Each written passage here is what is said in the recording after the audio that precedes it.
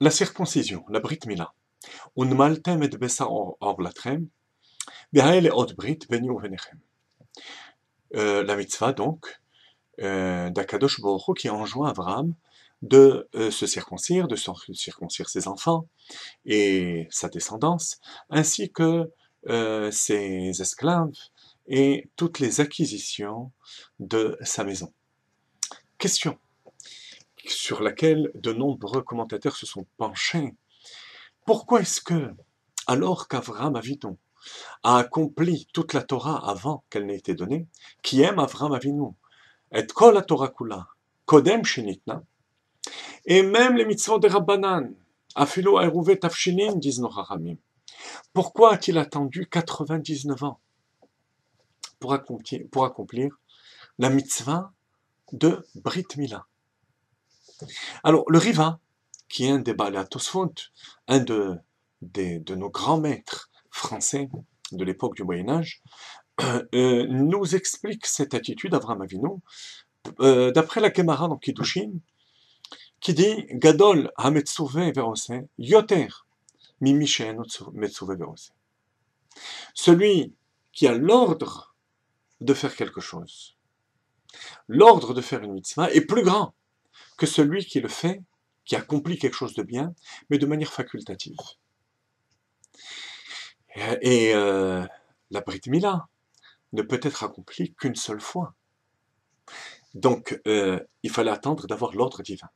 Quand il s'agit des tefilin, on pouvait accomplir la mitzvah des dizaines de fois. Au moment où l'ordre divin se présente, eh ben, on l'accomplira une fois de plus dans une autre dimension. Mais la Brit Mila, ce n'était pas possible. Alors, le rabbi se penche sur ce problème et réfute l'explication du Riva, d'après la raison très simple que Gadol HaMetzuve, que celui qui a un ordre et qui le fait, est plus grand que celui qui n'a pas d'ordre, c'est un principe qui se discute. La Gemara dans Kiddushin rapporte l'opinion de Rav Yosef qui dit que ce n'était pas du tout évident, qu'on peut considérer que quelqu'un qui fait quelque chose alors qu'il n'est pas obligé de le faire a un plus grand mérite. Comment peut-on compter sur un Ben Chamesh Mikra, un enfant, pour comprendre ça de lui-même, puisque Rashi ne stipule en rien cette réponse du Riva. Il ne la mentionne pas. Alors, ça veut dire que la réponse est beaucoup plus évidente que ça, et moins discutable. En fait, la réponse, comme d'habitude, rappelez-vous que notre étude qui se porte sur le Chumash et du point de vue de la manière avec laquelle on doit vivre la paracha, est une étude qui part du pshat, du sens simple.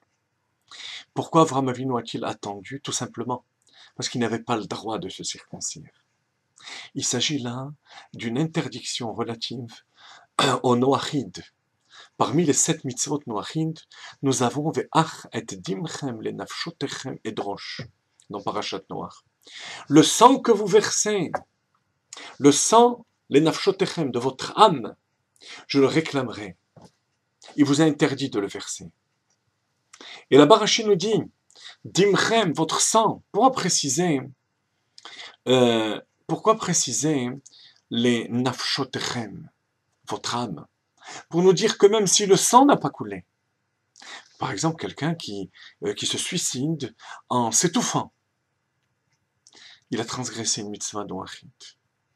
Alors, dès lors, que vient faire le dimchem, le sang, puisque même s'il n'y a pas eu de sang de versé, la personne a transgressé, pour nous dire que même s'il y a eu le sang qui a été versé, sans que la personne meure, il a commis une interdiction. On n'a pas le droit de se blesser, de faire couler le sang, même si ça n'a pas entraîné la mort de l'individu. Donc, Avraham Avinu ne pouvait pas accomplir mitzvah de Mila, tout simplement parce qu'il n'en avait pas le droit. Et même si il savait que la mitzvah de Mila fait partie des mitzvot, il n'avait pas encore reçu l'ordre de l'accomplir, d'accomplir cette mitzvah. Donc il était devant un dilemme. D'un côté, la mitzvah de Mila, par rapport à toutes les mitzvot qu'il accomplissait, mais de son propre chef. On peut dire, en tant que hidour, pour, par inspiration personnelle, parce qu'il était motivé, il était enflammé de l'accomplissement des valeurs de la Torah. Mais de l'autre côté, un devoir qui peut paraître insignifiant, blessé, au niveau d'Avinu, se blesser et faire couler un peu de sang, c'est insignifiant par rapport à la valeur de la mitzvah de la Mila. Et bien là, vous avez une des clés, si ce n'est la clé du judaïsme. Le judaïsme, ce n'est pas un ensemble de valeurs qu'on essaye d'atteindre.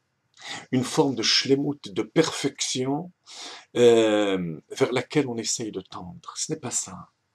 C'est la fidélité à l'ordre divin. Regardez là, il s'agit de la Mila. Avec tout ce que ça représente, se débarrasser de la Orla, du prépuce, dans la Kabbalah, on explique que ce prépuce, ce sont les Gimel Klipot Atmeot ou Klipat Noga, telles qu'elles prennent de Gimel Klipot Atmeot, comme le Tzemar Tzedek explique dans Der Mitzvotecha. Et c'est ce qui va permettre d'avoir Yitzhak Avinu, d'une goutte de semence pure. Et imaginez-vous Avram Avinu, qui voit tout ça. De l'autre côté, l'ordre divin de ne pas faire couler du sang. Qu'est-ce qui prime? Qu'est-ce qui prime?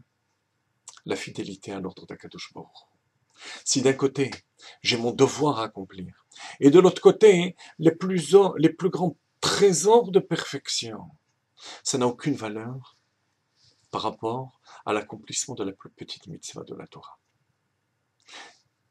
Essayons de méditer un petit peu, chers amis, pendant cette semaine, à cette valeur fondamentale, et qui est la définition même du judaïsme.